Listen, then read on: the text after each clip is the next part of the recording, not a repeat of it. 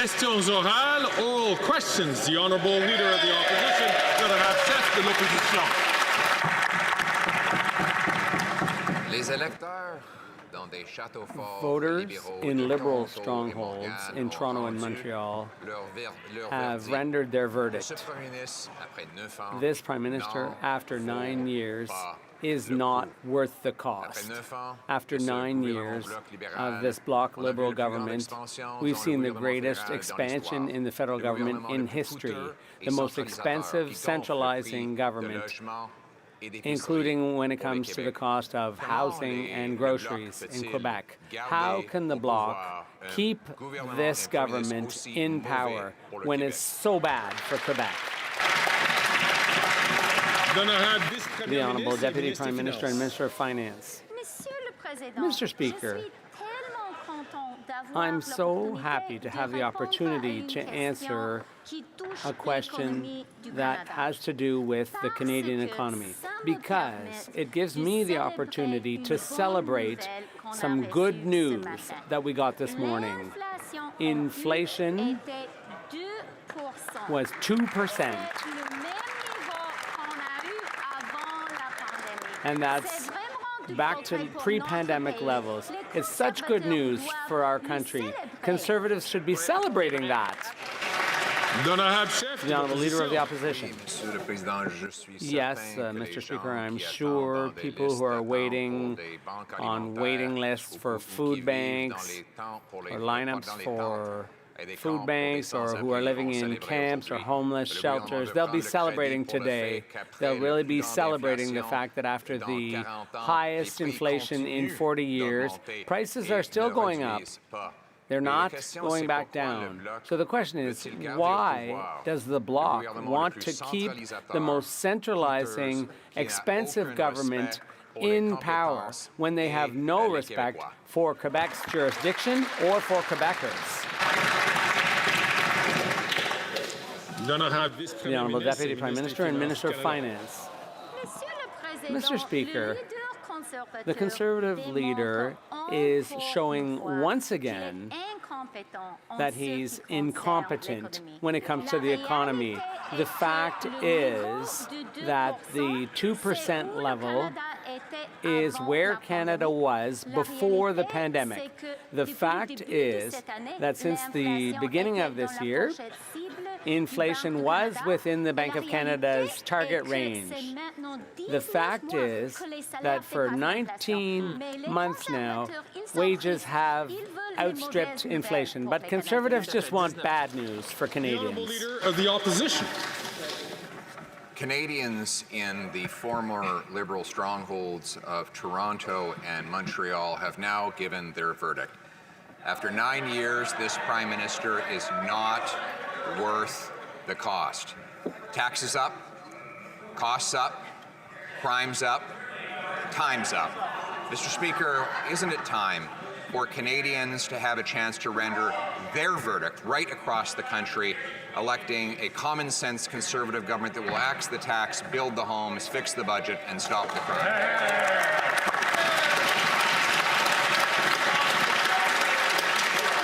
I ask members, especially members on the far side of the House, to please not to take the microphone until they're recognized by the Speaker. The Honourable Deputy Prime Minister and Minister of Finance. Mr. Speaker, I am so glad to have the chance to talk about the economy. That is because today we had good news for Canadians. Inflation is back down to where it was before COVID hit. Inflation has been within the Bank of Canada's target range this whole year. Wages have outpaced inflation for 19 months in a row. But the Conservatives don't want to talk about it. They are so weak and spiteful that for them, good news for Canadians is bad news that they want to ignore. The Honourable Leader of the Opposition. Speaker, this incompetent finance minister would tell you that you should celebrate that after prices rising faster than at any time in 40 years, they continue to rise, just not as quickly. I'm sure the people living in tent encampments, or the record-smashing 2 million people lined up at food banks, or the 1 in 4 kids going to school hungry after 9 years of this government will be celebrating. But what we now find out is that it's worse than we thought. According to a document just released, the government's second carbon tax will cost $9 billion in lost GDP. Why won't we have a carbon tax election to decide? The Deputy Prime Minister and Minister of Finance. Mr. Speaker, I think we all know why the Conservatives are so panicked about an election. It's because they can see that the economic news is good. They can see that we are now back to exactly where we were before COVID hit. They can see the Bank of Canada has lowered interest rates 3 times in a row, and wages have been ahead of inflation for 19 months. That's good news for Canadians. It's bad news for Conservatives. And once again, I apologize. Normally, I would indicate out of respect to all members by saying the Honourable, and I forgot to do that in this case. The Honourable Leader of the Opposition. The bad news is we now have 1,800 homeless encampments in Ontario. Shame. 35 in Halifax alone. 2 million Canadians lined up at food banks after 9 years of NDP Liberal government. And now that we learn that on top of the $25 billion annual hit of the first carbon tax to our GDP, the second carbon tax will subtract another $9 billion a year. Over $35 billion in lost GDP. That's almost $2,000 per family. Why won't this costly NDP Liberal government allow Canadians to vote on the carbon tax? The Honourable Deputy Prime Minister and Minister of Finance. Mr. Speaker, I am so glad to have the chance to talk about housing because there is more good news Canadians should know about. And that is that we have extended to 30 years amortizations for all first-time home buyers. That means more young Canadians can buy that first home and afford that mortgage.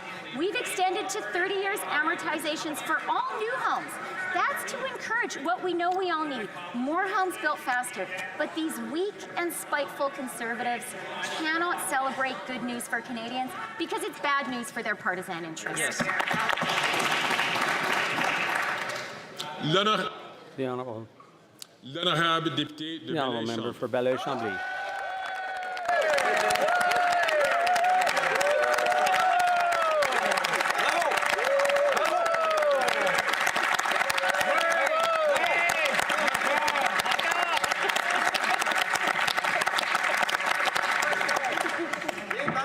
Monsieur le Président, Mr. Speaker, I'd like to be able to answer the question from the Leader of the Opposition, but I'll answer this way. 4th place in LaSalle, Émard, Verdun.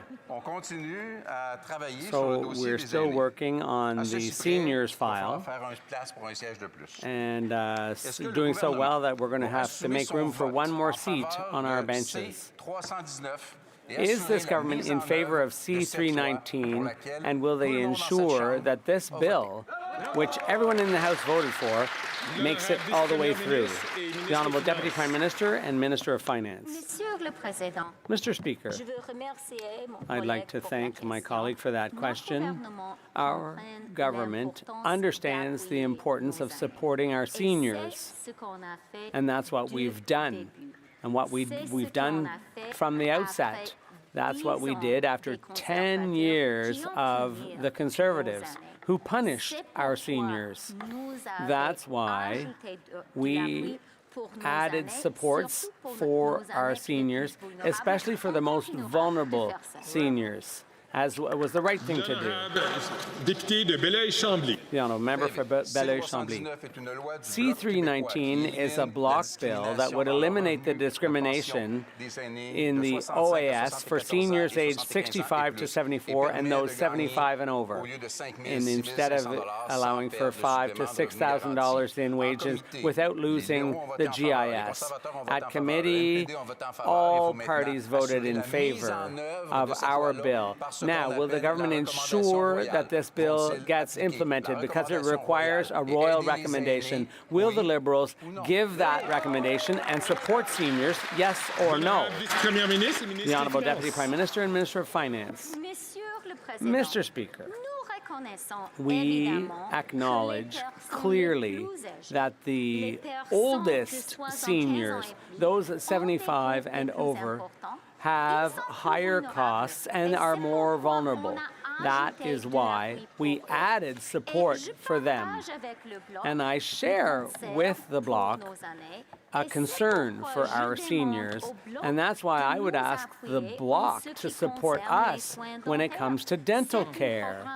That's an important program for all Quebecers, and especially for vulnerable seniors. The Honourable Member for Burnaby South.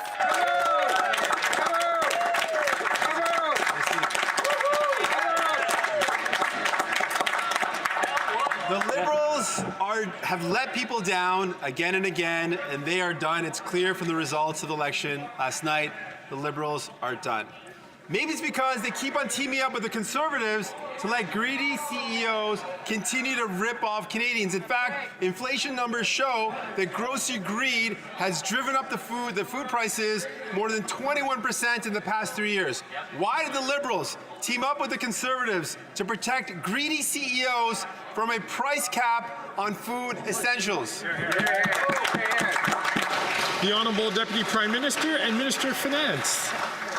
Mr. Speaker, I hope the NDP and indeed all members of this House will set partisanship aside for one moment to congratulate Canadians at the light at the end of the tunnel, at the fact that after an extremely challenging time with COVID and its economic aftermath, inflation is back to where it was before COVID first hit.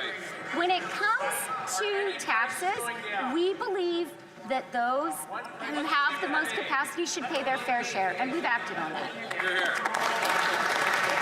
The Honourable Member for Burnaby South. The Liberals have continued to team up with the Conservatives to let grocery greed drive up the price of food, and that's got to stop. Yesterday, it became clear that people are finished with the Liberals. It's because they worked with the Conservatives to allow real estate giants hike rents by over 20%. Why do the Liberals keep teaming up with the Conservatives and allowing these giants rip people off? The Honourable Deputy Prime Minister. I don't think anybody listening to Question Period today, or frankly any day, imagines that the Liberals are teaming up with the Conservatives. Or that we agree with them about very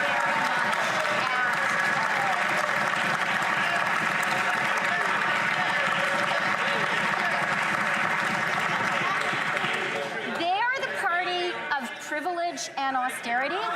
We are the party of people. And that's why, Mr. Speaker, we have asked those at the very top to pay their fair share so that we can support Canada and Canadians. The Honourable Member from Thornhill. It's day 2 in the House as the first female finance minister, again, is being publicly humiliated by the fake feminist prime minister. What's worse is that she's being replaced by an unelected man outside of her own caucus who her boss is now shielding from conflict of interest laws that allow him to take her job and keep his money. A man who works against our resource sector, who exports jobs to China while championing higher carbon taxes on heating and eating for Canadians. Why won't the finance minister talk to her boss about ending the personal attacks on her own credibility? The Honourable Deputy Prime Minister and Minister of Finance. You know, Mr. Speaker, I am so glad to have the chance to talk about feminism, because I know what a feminist government looks like. A feminist government builds the first national system of early learning and childcare. Makes contraceptives free, and a feminist government ensures that every single woman in Canada has full control over her body. Until the Conservatives stand up to that, they have no right to talk about it.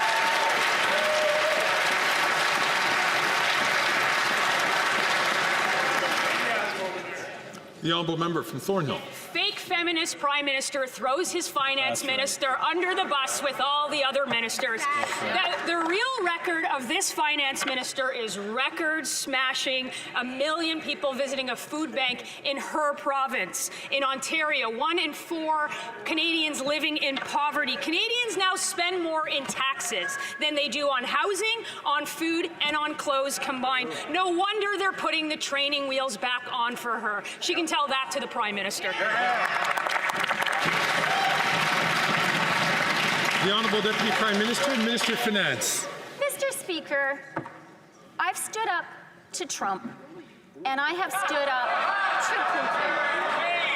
Juvenile playground insults from the wannabe MAGA maple syrup conservatives do not frighten me at all.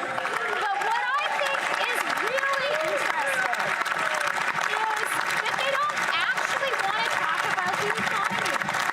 And that's because good economic news for Canadians is bad news for them. How pathetic that they put their own partisan interest first.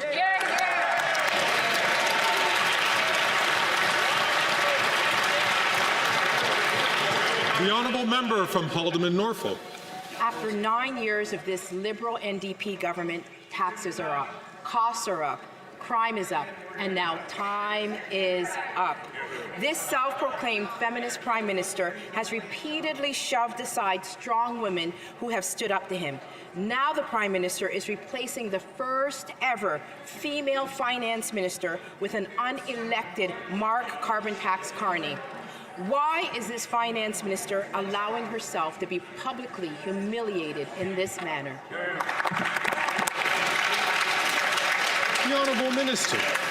Mr. Speaker, it is a bit rich to hear the member of the Conservative Party pretend to care about feminism when their own leader was using misogynistic hashtags on their videos to attract men who hate women. Mr. Speaker, it was anything but feminist when they bring forward backdoor legislation to ban abortion and to take away women's right to choose their own rights, Mr. Speaker, or when they all voted against increased funding to combat gender-based violence or to support survivors. Mr. Speaker, their leader doesn't care about women or equality. He only cares about himself.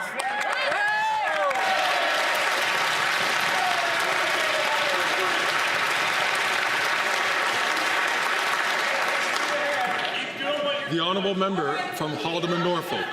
Mr. Speaker, it's so sad. They're not even allowing the finance minister to answer because they all... Order! Order! The honourable member from Haldimand Norfolk, from the top, please. From the top? Mr. Speaker, they're not even allowing the finance minister to answer her own questions because they all know that the carbon tax is a failure. Canadians are suffering. There are over 1,800 homeless encampments in Ontario alone. 26% of Canadians are saying that they are considering leaving the country because it is too expensive. A single mother in Kingston reported paying 100% of her income in rent. Will this finance minister admit that the Prime Minister has lost confidence in her and Canadians have lost confidence in this government? The honourable leader of the government in the House of Commons. Thank you, Mr. Speaker. Mr. Speaker, the Conservatives keep talking about women, but they don't support policies that support women. Right. Why are they against affordable childcare? If they care about that single mother, they should be supporting affordable childcare. Mr. Speaker, if they care about women's economic freedom, they should be supporting childcare. If they care about women's rights, they should be supporting a woman's right to choose. The real fake feminists, Mr. Speaker, are the people who sit on that side of the aisle. Right.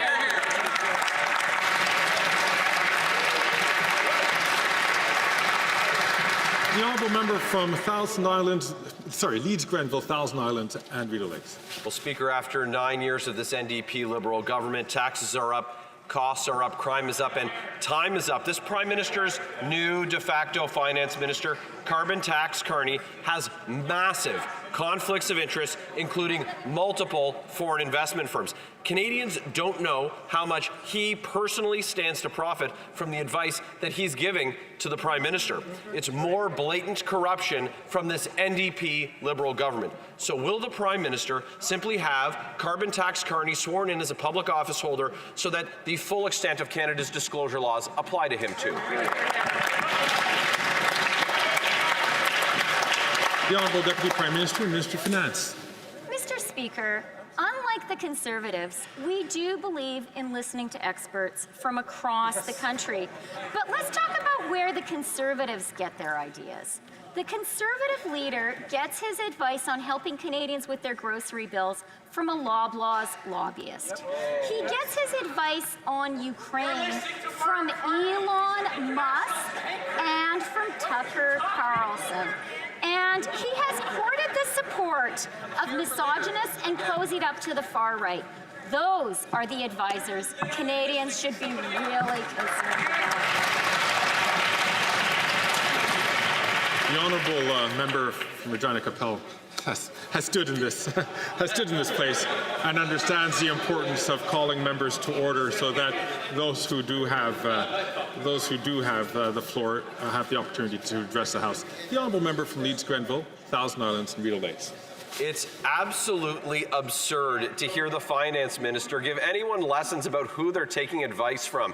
Arch-liberal elitist Mark Carney. This guy has more conflicts than the twice guilty and convicted Prime Minister of their party. And they're letting Carbon Tax Carney keep all the money and all the power by covering up his massive conflicts of interest while giving away that finance minister's job. He makes millions from foreign investment firms, and now he's advising the Prime Minister. So why is the Prime Minister letting Carbon Tax Carney keep the money and the power and serving as the real finance minister? The Honourable Leader of the Government in the House of Commons. Mr. Speaker, it's absolutely shameful what the Conservatives are doing. When there is a Canadian who doesn't agree with their vision for Canada, what do? Attack them.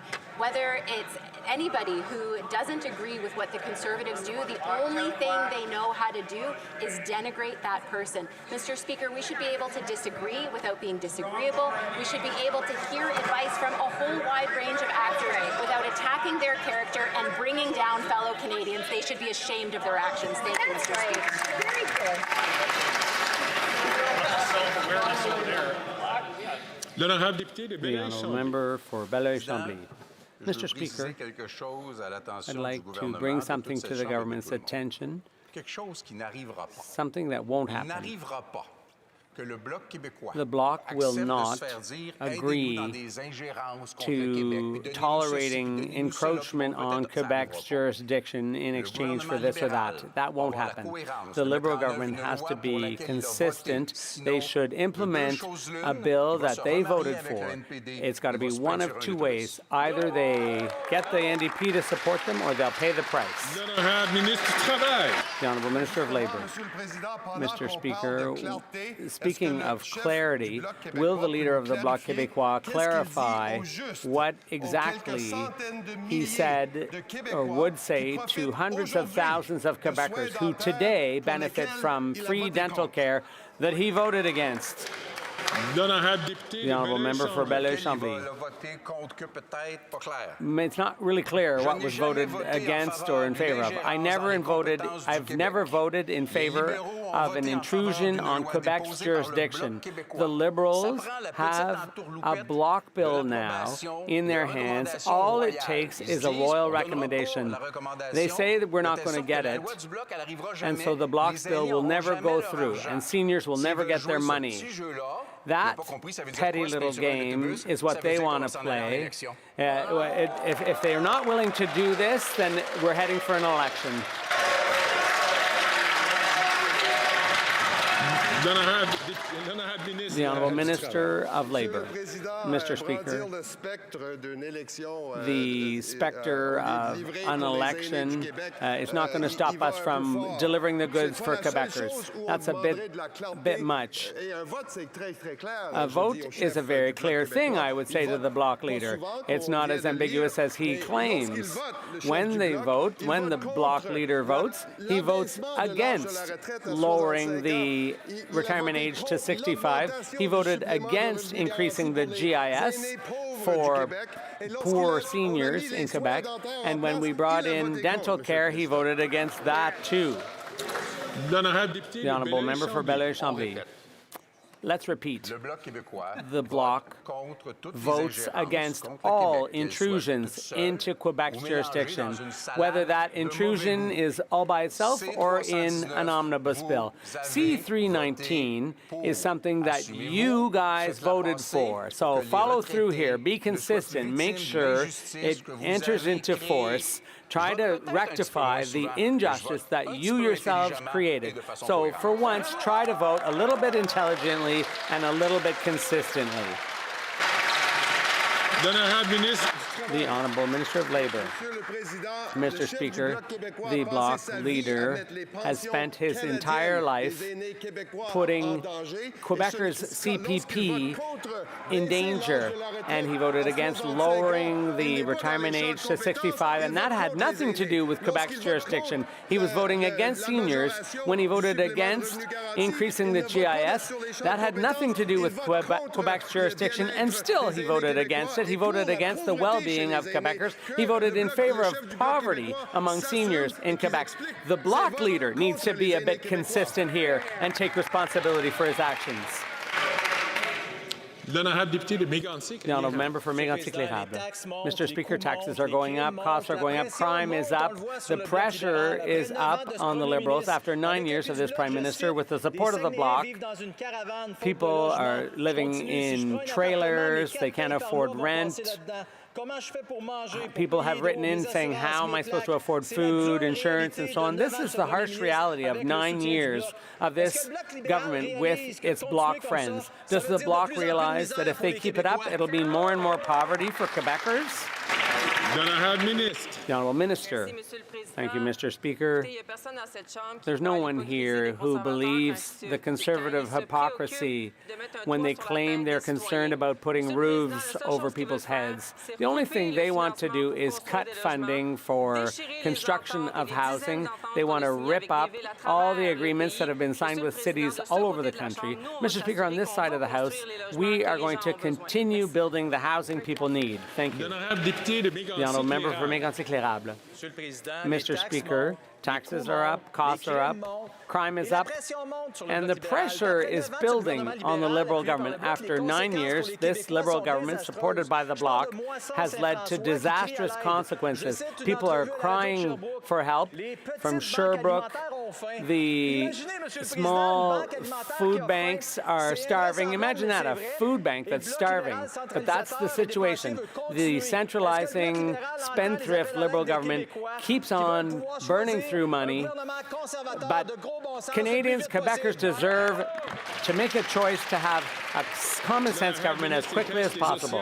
The Honourable Minister of Fisheries and Oceans. Thank you, Mr. Speaker. I'd be pleased to answer an expert on infrastructure on the path to austerity. The Conservatives, look at what they've done in the regions when it comes to fisheries. They cut 80 million to science. They cut to small ports for small craft. They voted against investments in those small ports. They voted against support for families, against programs for seniors. That's all they know how to do, Mr. Speaker. All they can do is be austere for Canadians. The honourable member for Lévis-Lotbinière.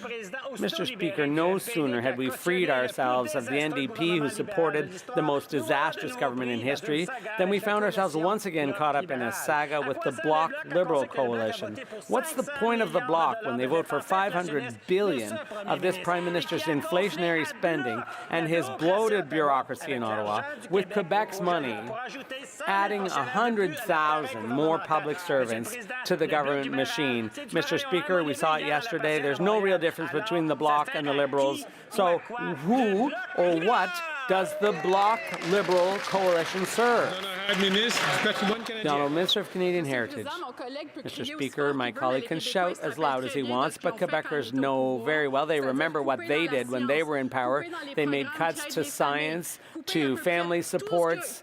They've cut everything they could because that's the only thing they know how to do is austerity. They don't know how to invest in the potential of Canadians, and that's precisely what they're going to do if they get another kick at the can. So Quebecers want nothing to do with the Conservatives. He can shout for all he's worth, but the Quebecers aren't listening to him. I'd just like to remind the member from Mégantic-L'Érable that after asking a question, it's important to allow someone else to answer. The honourable member for Lévis-Lotbinière. Mr. Speaker, the Bloc is costing Canadians a lot of money, and it's costing Quebecers a lot of money. We've witnessed the greatest expansion of the public service in history. More public services than ever, more scandals than ever. Now, they're keeping the Liberals alive. That's what the Bloc is doing. The Honourable Minister. Well, Mr. Speaker, here we hear the voice of conservative austerity. People at home know what the Liberal Party has done. Investments are up, the economy is up. Quebecers know that with Liberals, we are building the future, whether it's the auto sector or elsewhere, manufacturing. We are building Canada for the 21st century. We will be there to defend Canadians. The honourable member from Edmonton, Griesbach. Over the span of 19 days, 7 Indigenous people were killed by police. Communities are disturbed, but unfortunately these tragedies are known all too well by Indigenous people. This is colonialism and systemic racism that continues to persist under consecutive governments. First Nations, Métis and Inuit have the solutions to end this violence. No more Indigenous children getting a bullet instead of help. Why won't the Minister of Public Safety act to ensure accountability and justice for these families? The Honourable Parliamentary Secretary. Mr. Speaker, I appreciate the comments and I appreciate the passion from my colleague, and I agree that we need to do more in this country around Indigenous policing. And that's why the Liberals, including myself, put forward a motion at the INAN committee in April saying, let's study this. The NDP has the ability to put this forward the queue. They have the entire ability to have a unanimous motion here that says, let's address this. I'm talking about tangible solutions. I'd love to see the NDP join us with those tangible solutions and study this and hear from Indigenous leaders.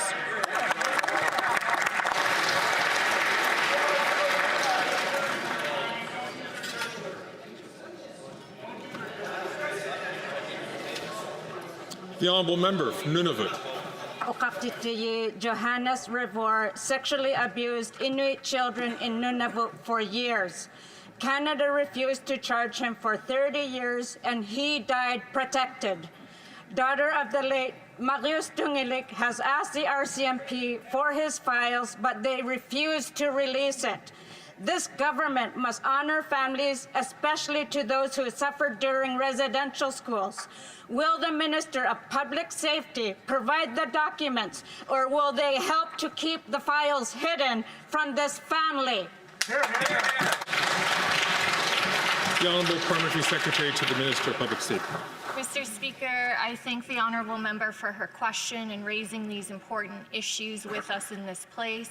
Ensuring that justice is done for victims and their families is crucially important. It's something I know the minister takes incredibly seriously, and we will continue to work on this specific case with her. When it comes to dealing with systemic racism in policing, this is a crucial issue that we are focused on addressing. It is something we have made progress on, but by no means is it complete. There is much more work to do, and we are committed to doing it. L'honorable député, the Honourable Member from London West. Good afternoon, Mr. Speaker. The Minister of Immigration and Citizenship introduced Bill C-71, and as Canadians, we can never take our rights for granted. We must remain vigilant when politicians, especially when the Leader of the Opposition suggests that he would use a notwithstanding clause if given the chance. Like the first generation limit introduced by the Conservatives is a concrete example of them taking away the rights of Canadians. Can the Minister of Immigration and Citizenship explain to this House the importance of Bill C-71? The Honourable Minister of Immigration and Citizenship and Refugees. Thank you, Mr. Speaker. I want to thank the member for her personal passion in this file. What we see and what we are debating before this House is a bill that fixes the egregious breaches of the Charter that the Conservatives, including the Leader of the Opposition, perpetrated on women, on children of people born abroad. And this is something that we as a House need to fix. It is a Charter violation. It is a particular instance of the Leader of the Opposition, supported by his previous government, in breaching Charter rights. When Canadians say there's nothing to worry about, that isn't the case. There's lots to worry about with the Leader of the Opposition. Yeah. The Honourable Member for Bellechasse, Desechemins-Lévis. Mr. Speaker, what is the Bloc Québécois good for? Well, they're good for keeping the Liberals in power. They voted to save the Liberals more than 200 times. The Bloc Québécois voted for $500 billion in inflationary spending and helped to increase the ranks of the public service by 100,000. They pretend to help Quebecers, but they support this government. What did the Liberals promise the Bloc?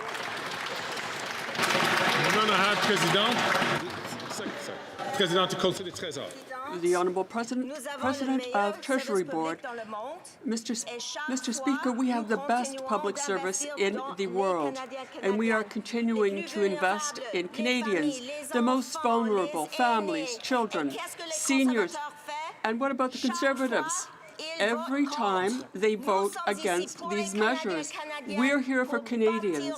We're here to build a country, Mr. Speaker. The Honourable Member, Mr. Speaker, Bloc, Liberal, same thing.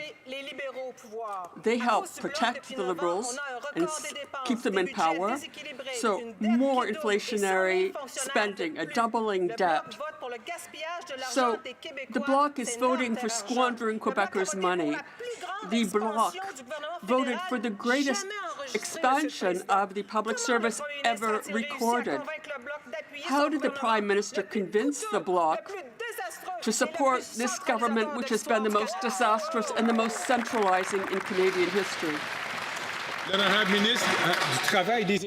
The Honourable Minister, Mr. Speaker, the secret agenda is coming out. People are afraid of hundreds of thousands of layoffs, and here we have the confirmation made by my colleague across the way. Their secret agenda is to fire thousands and thousands of public servants here in this area, in this region, and across Canada.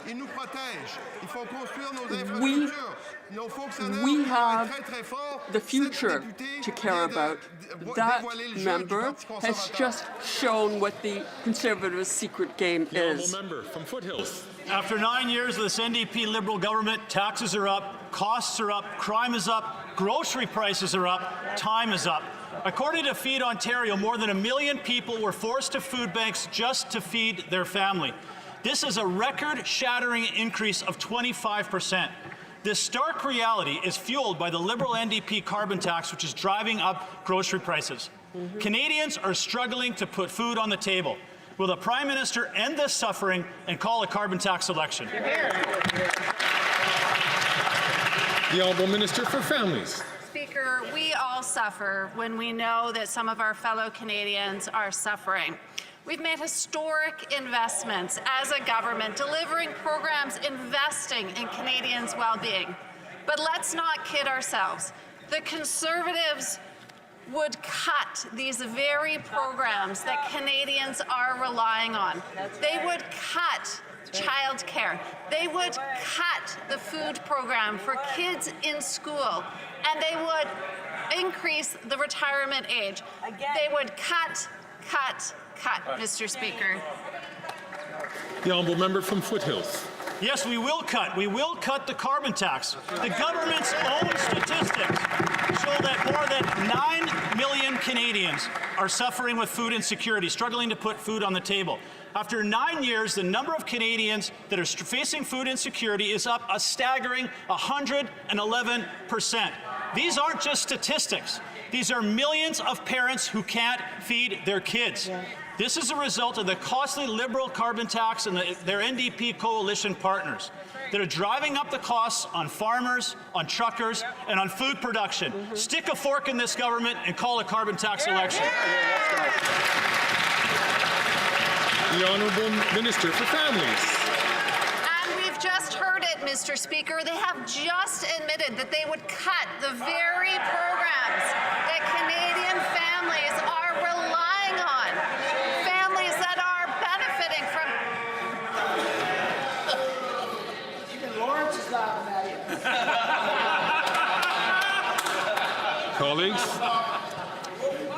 Colleagues, it's very difficult for me to hear.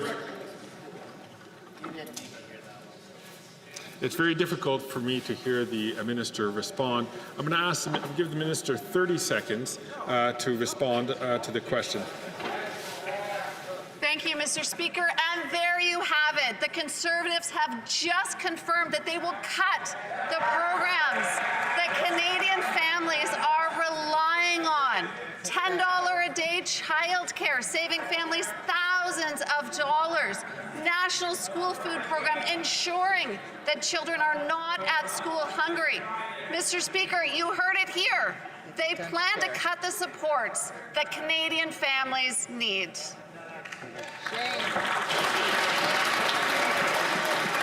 The Honourable Member for Lac-Saint-Jean. Mr. Speaker, nothing is moving in the asylum seekers file. They promised, the Liberals promised, they would do something this fall, but here we are, it's fall, and no plan. Quebec is continuing to deal with the extraordinary number of asylum seekers. Let's be clear, Quebecers will continue to do their share, but they're tired of doing it alone. When will the government come up with its plan, Mr. Speaker? The Honourable Minister for Immigration, Refugees and Citizenship. Mr. Speaker, we need a plan that will work for all of Canada. There are two provinces doing more than their fair share.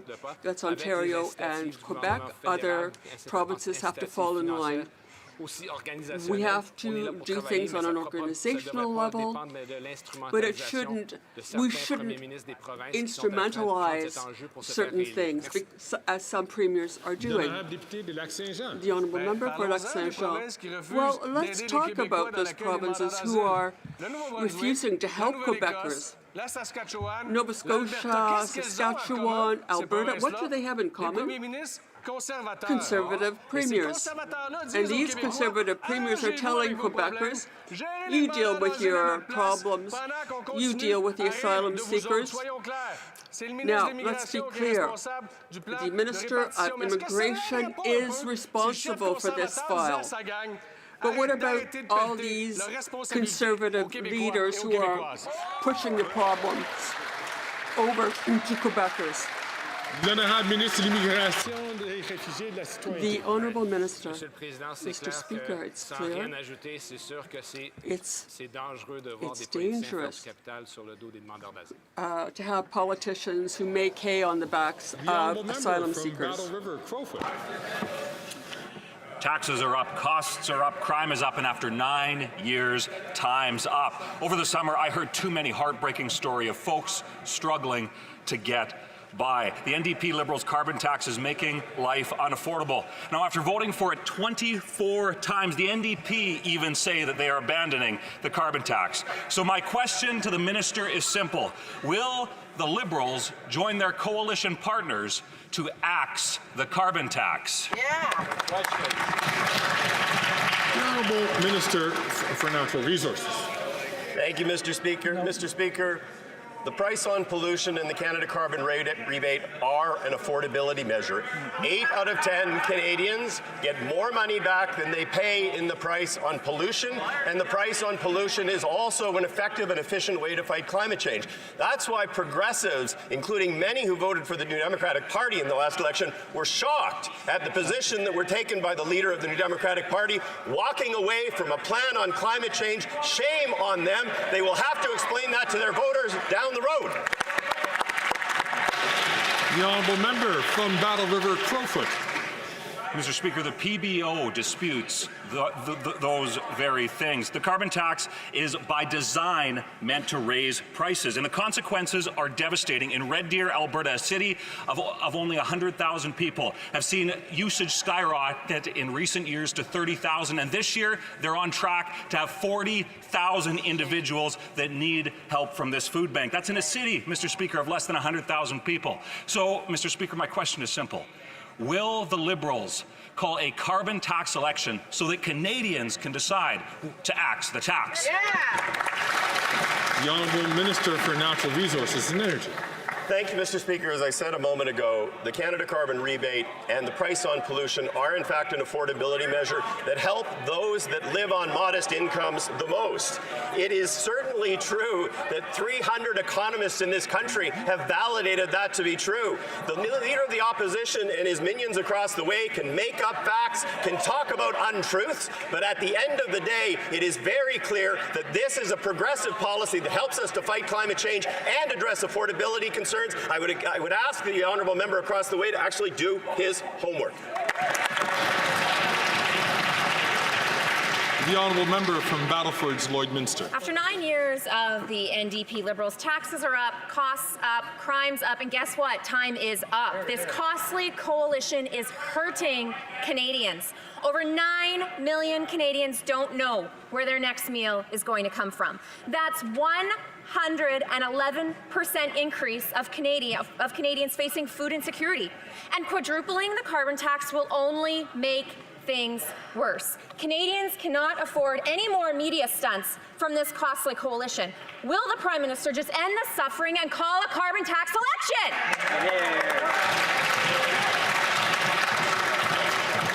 The Honourable Minister for Families. Mr. Speaker, as we've just returned from the summer break, I'd like to take a moment to talk about the programs that the Conservative government professes to want to cut.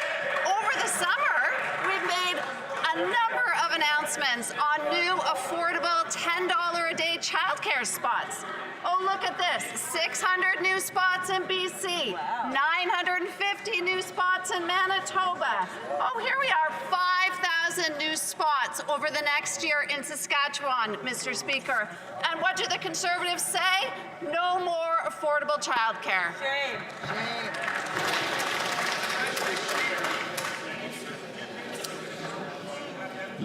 L'honorable député de Saint-Laurent.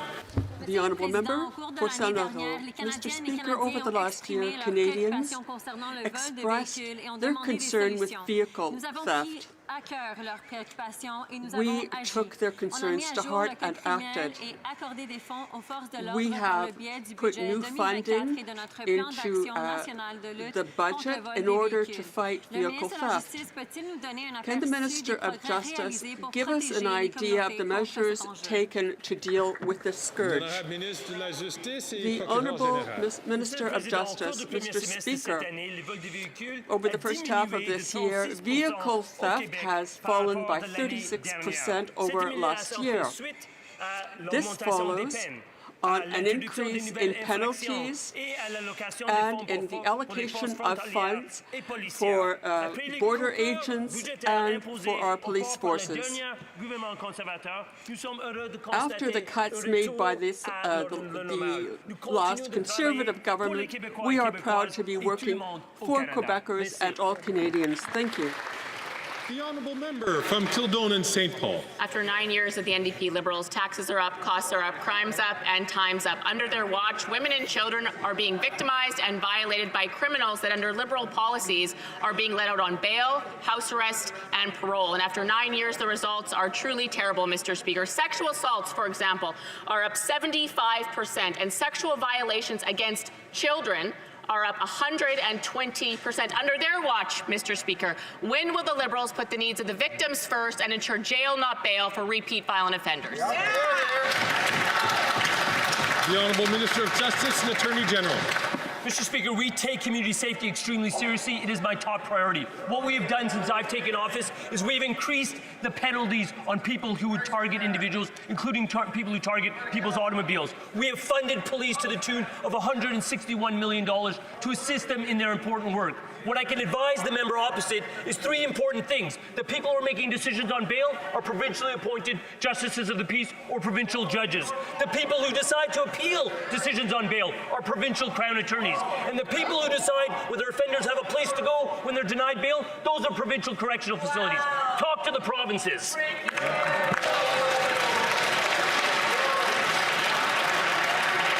The honourable member from New Brunswick Southwest. Mr. Speaker, after 9 years of NDP Liberals, taxes up, costs up, crime's up, time's up. And so are job losses because of this incompetent Liberal Fisheries Minister.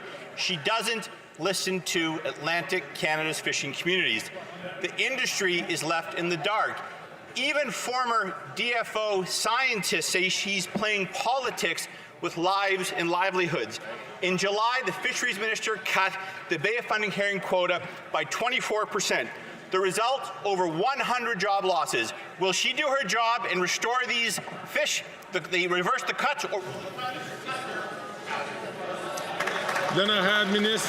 The Honourable Minister of Fisheries and Oceans. Thank you, Mr. Speaker. I'd like to assure my colleague that we have very close relationships with fishers, and for years now we have noted that herring stocks are suffering in the Gulf of the St. Lawrence. But he should think about shrimp in the St. Lawrence. We have helped in this area, contrary to the Conservatives, who would fish until every species is extinct. The herring stock has fallen, but we are not fishing it as much in order to conserve it. The honourable member for colleagues. The honourable member for Cumberland Colchester. Speaker, after 9 years of this NDP Liberal government, taxes are up, costs are up, fisheries crime is up, and the time is up. The situation in Nova Scotia's fishing communities, which has previously been described as lawlessness, continues to deteriorate. In spite of repeated warnings, the incompetent Minister of Fisheries and Oceans refuses to do anything. There is significant concern that the situation will spiral out of control. When will this woefully inadequate minister realize the importance of the Atlantic Canadian fishery and the very real threat to lives and livelihoods and do her job? The Honourable Minister Thank you, Mr. Speaker. I think that my colleague across the way has a very poor memory. We have only to think of the moratorium on deepwater fish and about what happened to shrimp last winter. It was catastrophic for our regions. Climate change in the Gulf of the St. Lawrence, which is affecting all fish stocks. It's a real shame what I'm hearing across the way, and yet I'm not surprised because the conservatives don't believe in climate change. We will make those decisions that are best for the industry. Member from Kings Heads. Speaker, this summer millions of Canadians tuned in to the CBC and Radio Canada to cheer on Team Canada at the Olympic and Paralympic Games in Paris. Our athletes pushed limits, set new records, and brought us all together via the power of sport. In King's Hands, we are deeply proud of the Kennecook Kid, Wyatt Sanford, who won Canada's first Olympic bronze medal since 1996 when he took home the bronze. I even had the chance to spar and throw punches with him and the Prime Minister this summer. Can the Minister of Sport let this House know how we're supporting athletes like Wyatt so they can keep representing Canada with pride and excellence? The Honourable Minister of Sport. Thank you very much, Mr. Speaker. Canadians from coast to coast to coast proudly celebrated the exceptional performances of Team Canada this past summer.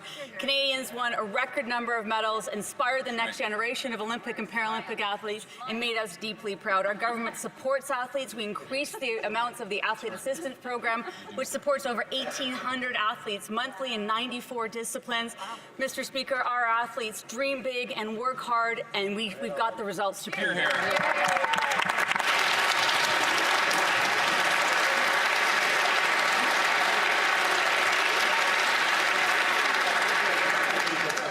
The Honourable Member from Port Moody, Coquitlam. Mr. Speaker, $200 a month is not enough to live on, yet that's what the Prime Minister has decided is enough for people with disabilities. Shame. While he caves to rich CEOs, he fails to protect the human rights of Canadians. And then there's the Conservatives, who always cut the supports people need. Yep. Both the Liberals and the Conservatives care more about their rich corporate donors than they do about Canadians. When will the Liberals get real and increase the Canada Disability Benefit and respect Canadians with disabilities? Good question. The Honourable Minister for Youth, Diversity and Disabilities. Mr. Speaker, we put forward over $6 billion to create the first ever Canada Disability Benefit. But Mr. Speaker, we won't take any lessons from the NDP, who has started to take orders from the Conservative Party and abandon their commitments to delivering progressive policies. Mr. Speaker, on this side of the House, we're focused on delivering this historic benefit to Canadians.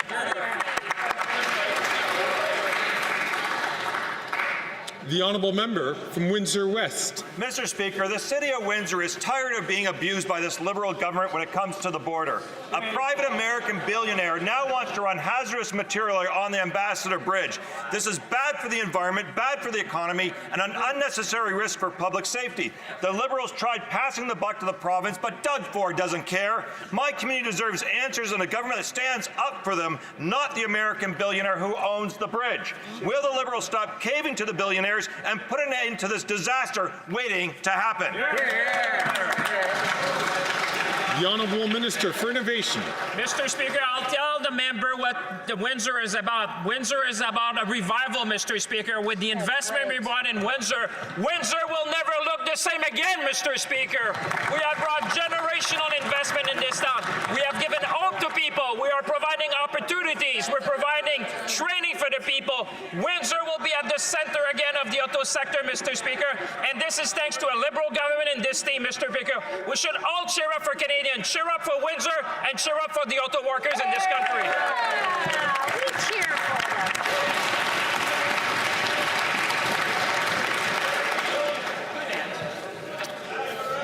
Colleagues, and so brings to an end of oral questions. It being 3:15 p.m. pursuant to order made on Monday, September 16, 2024. I invite all honourable members to stand to observe a moment of silence in honour of our former colleague, the late Honourable Chuck Straw. Comme il est 15h16, conformément à l'ordre As adopté it le lundi is 16 septembre 3:16, 2024, pursuant to order made on Monday, September 16, 2024, I invite all honourable members to stand to observe a moment of silence in honour of our former colleague, the late Honourable Chuck Straw.